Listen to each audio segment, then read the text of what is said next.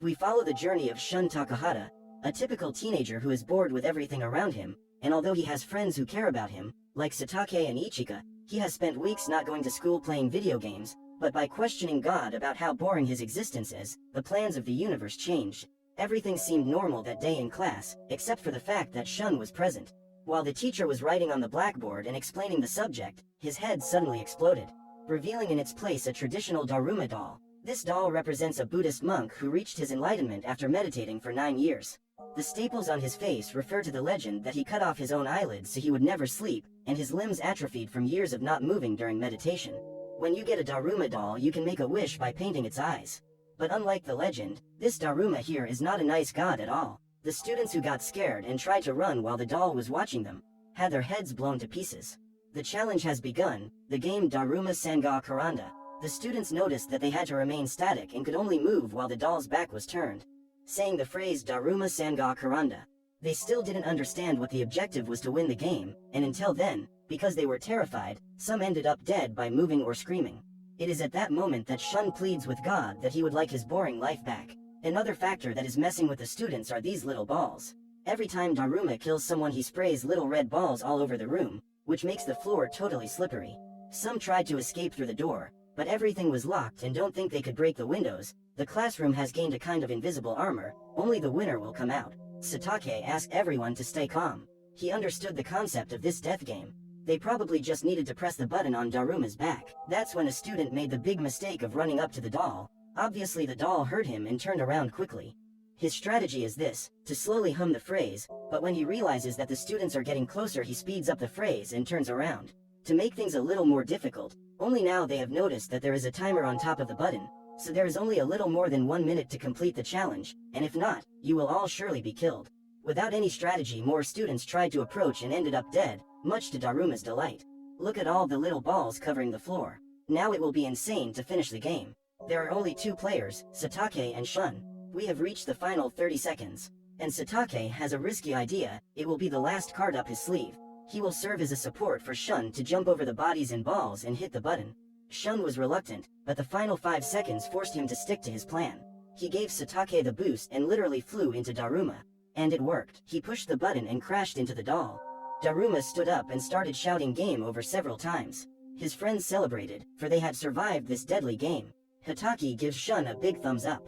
Only his head exploded. But why did this happen? Demura explained that the only winner was Shun, because he was the one who pushed the button, so he will live. The doll finished with just one last explanation, which in fact doesn't help at all. He says that now Shun is a mouse and the cat is coming. At that moment the door is opened. It was Ichika. She had survived the game in her class. Shun runs to her and the two try to use the cell phone to call the police, but there is no signal. Daruma takes the opportunity again to say that the cat was coming. Shun and Ichika escape from there and go down a flight of stairs to an exit. Remember I said about the invisible armor? Shun tries to break the glass with a fire extinguisher, but it is in vain. There really is no way to escape from that place. Now he wandered toward the gymnasium and the door was open. Upon entering they find several other students, some of whom are wearing mouse costumes. And on the floor is written, "Hit the cat bell so it's over." Now Daruma's lines make more sense. But where would the cat be? That's when the floor of the court begins to open up. A huge Maneki Neko comes out of this hole and stands still. This kitten is very traditional in Japanese culture. It is nothing more than a kitten that brings good luck to its owner. But not here in this game. The giant head stretches out with a spring and snatches up the first student dressed as a mouse. Then the rush through the gym begins. Maneki is very fast and goes out devouring several students in costume. Ichika and Shun saw a ball in the shape of those little cat bells. And there really was a basketball right in Maneki's neck. There were 9.5 minutes left to basket the little bell. Shun let everyone know what the goal was. And Kikawa asked them to pass the ball to him. His whole life was a training to face that exact moment. He trained 500 throws every day and was an expert at it. When throwing the bell, the movement was perfect. Everything would be fine, if it were not for the cat holding the bell with his hands. There's even more. He blocks the throw. The cat strikes Kikawa so hard that it knocks him off the concrete wall. Since that huge robot was only hunting the guys in rat costumes, Shun obviously noticed and shouted at them to remove the costumes. It seemed to have worked. But that was just shooting themselves in the foot. Because Maneki fed on them again, and now, it didn't matter if they had rat costumes.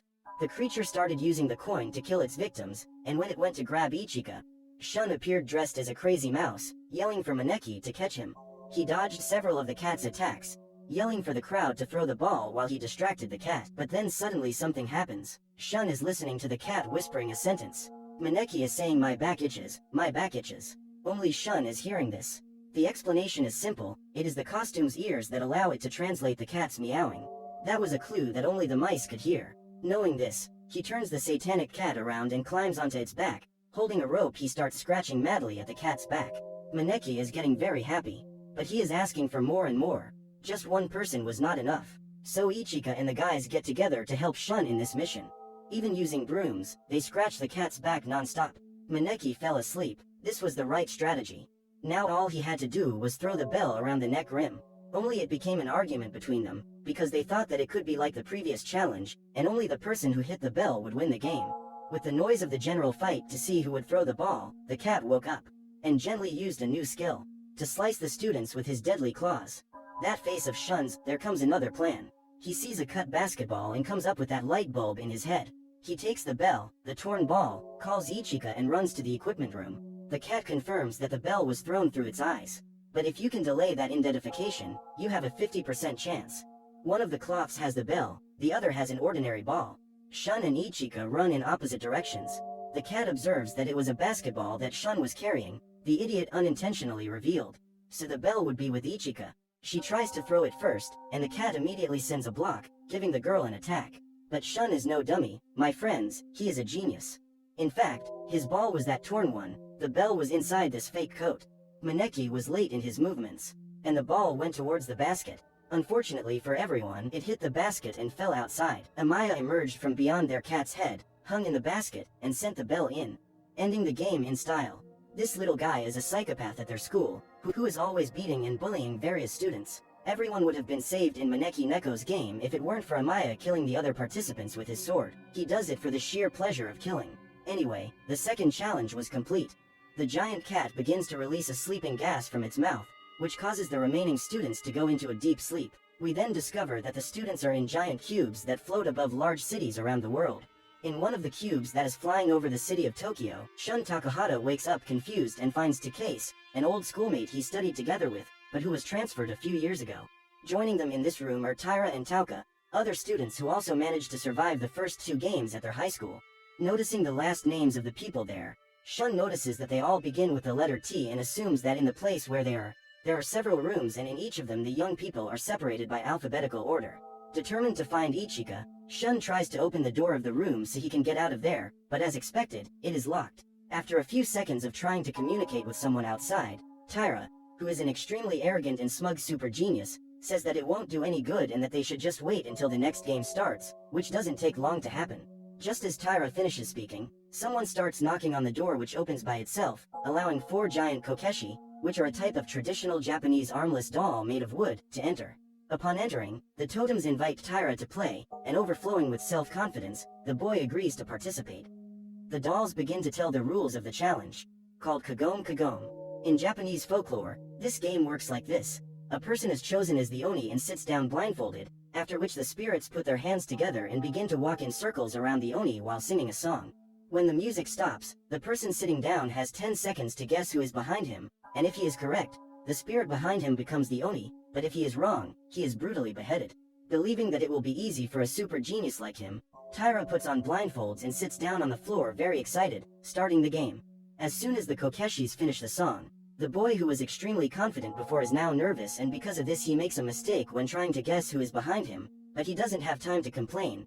One of the dolls opens its eyes and throws a beam of light on the boy's forehead, taking control of his body like a marionette and making him hit his head on the ground until it crushes his skull completely. After the boy's failure, the dolls decide that the next to play is Tauka, who at first refuses to participate, but after finding out that if she does not participate she will die anyway, the girl decides to at least try her luck. As soon as the totems start chanting, the girl is also extremely nervous, and thanks to her fear of making a mistake, she takes too long to answer and is disqualified because there is no time left. Afraid of dying, Tauka tries to flee, but is surrounded by the kokeshis, who shoot a beam of light into her forehead, but this time each one of the totems pulls the girl's body to one side, dismembering her body. After eliminating yet another contestant, the demented dolls invite Takase to play. To spare her friend who is in a panic, Shun asks to go instead. As the boy sits down and puts on the blindfolds, the totems begin to sing, starting the challenge. Here Shun has a brilliant idea, realizing that in the previous 2 rounds, after the 10 seconds had passed, it was the same Kokeshi who announced the end of time. The boy had memorized the positions of the dolls, and so, all he had to do was wait for the totem to announce that time was running out, and the young man would know the position of all of them, and that is exactly what he did. When the puppets finish singing, Shun pretends to be desperate, and when the Kokeshi announces that the 10 seconds have passed, he remembers his positions and says the name of the totem that was behind him, winning the game. After overcoming the challenge, the dolls turn to dust and in their place a key appears. With no more obstacles, Shun and Takase take the object and leave the room, but as soon as they pass through the door they find another Kokeshi in the hallway chasing a student who also has a key, but this totem is much easier to get rid of. With this, they now have 2 keys. As the young ones walk through the labyrinth-like corridors, they hear a scream and start running in the direction of the sound to try to help. As they get closer, Shun realizes that it was Ichika who was being chased by the needy Kokeshi and throws himself towards the girl to hold her hand, saving her from the endemic totem. In the next hallway, 2 other students find a giant wooden head that came out of the wall, with a 3-minute counter on its forehead and 7 locks to put the keys in.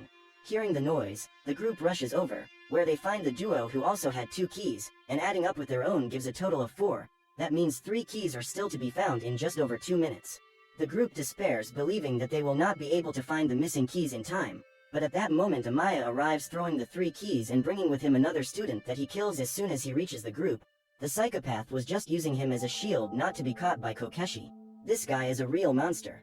Seeing that Amaya is an assassin, at first the other students refuse to join him, but with only a few seconds left and no options, they are forced to accept his company. With only 12 seconds left, the youngsters put the 7 keys in their respective places, and thus manage to pass the phase. The youngsters change clothes and enter the hole in the wall left by the giant head. Upon reaching the other side, the students are faced with a place filled with ice and snow on all sides.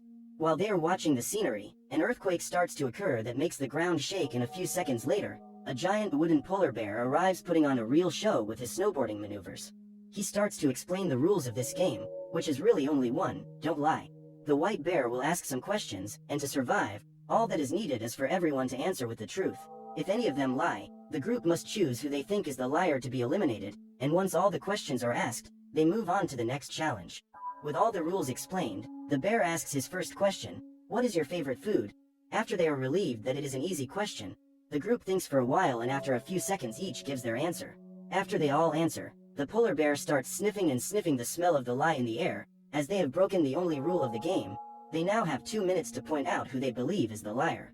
After a minute full of accusations, some people in the group end up pointing at the boy that Shun and Takase helped in the previous challenge, because his favorite food was parsley, and for them it is unusual for someone to like a plant so much. With the liar chosen, the white bear then crushes the boy with the palm of its hand, turning his body into a mashed potato, and then asks its next question. The question this time is, do you like Shun? Another very easy question. Here Amaya's psycho says he likes the protagonist, and the same thing for Ichika and Takase, who declare their love for him. With everyone having already given their answers, the bear asks Takahata himself to answer, but the boy says he never liked himself. With all the answers, the wooden beast starts sniffing around and comes to the conclusion that once again one of them is lying. Ichika automatically accuses Amaya of being the liar, because earlier during the cat game he tried to kill them, and while they are arguing, Shun begins to wonder why anyone would lie, knowing that if they told the truth they would be saved. At this point, the bear says that he has finally realized, and then explains that among them is one of his companions posing as a human and lying, so that they start fighting among themselves and eliminate each other until there is no one left. Hearing this, the pair of students from another school come to the conclusion that the imposter could only be Takase, since the two studied together, and Shun, Ichika and Amaya went to the same school, so they all knew each other well and arrived there together, except for her. Ichika and Shun even try to defend their friend, but Amaya and the other 2 boys vote for her with only a few seconds left. Before she dies, Takase says that she didn't lie and really loves Shun, but her body is completely crushed as soon as she finishes declaring herself, leaving only a heap of hair and blood. When the bear is about to ask his next question, Shun interrupts him, saying that he has already figured out who the traitor is among them. It turns out that the liar all this time was actually the bear, but how did he figure this out? Well, when he killed Takase, the girl's blood that remained on his hand removed the white paint from his fist, revealing that the animal was not a polar bear, but a black bear, which made things easier. Knowing that he lied about being an Arctic bear, it becomes obvious that he is the liar, who made them believe that there was a traitor among them, and saying that someone was lying, angry that they have discovered his secret. The black bear begins to attack them and reveals his true form, but during the attacks he shatters the ice on the ground and ends up trapped in a geyser, being slowly roasted by the scalding steam. Having won one more challenge, the 5 remaining students walk to the site of the next game, where they are met by some Russian dolls who explain the rules of what will be the last challenge, called Kick the Can. The name is pretty self-explanatory, but let's get to the rules. In this game we have an Akuma, which means demon.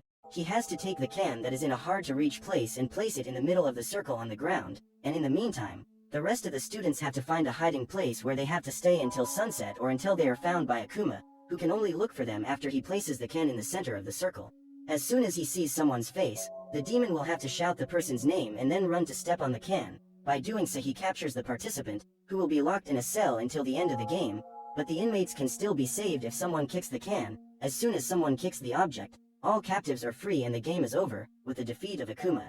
But according to the dolls, the object has some kind of explosive, which will be triggered as soon as it is kicked, which means that by kicking the can to save the prisoners and win the game, the participant who does so will lose his or her life. In short, the goal of the hidden participants is to kick the can before everyone is caught, while the demon's goal is to capture at least 3 people before sunset.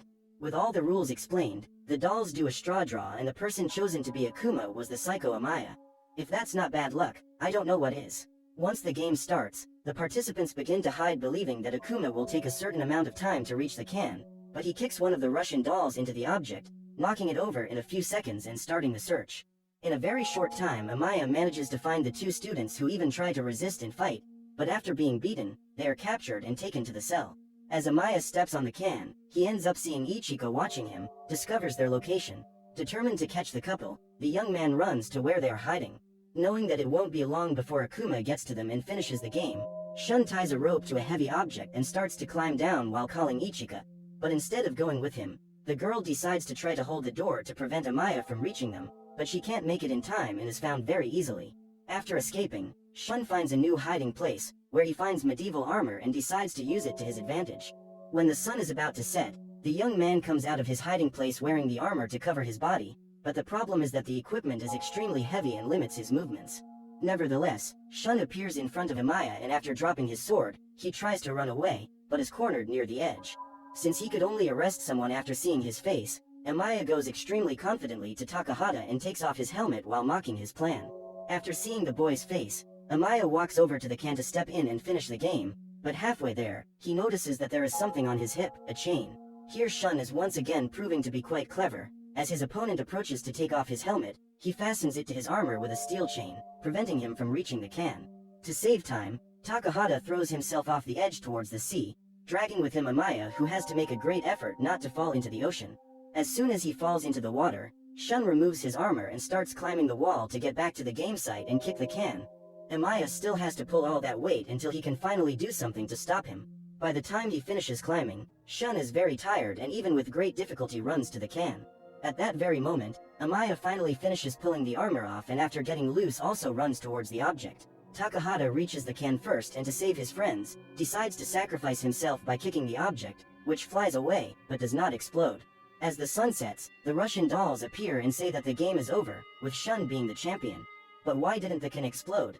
Basically because the dolls lied. According to them, they only said that to make the game more exciting. As the game ends, Amaya is revolted by the defeat thinking that he will die. But the demented dolls say that it was just a game and that no one will die. As a reward for having come so far in the challenges, each of the young people receives a popsicle that they must consume in order to get out of there.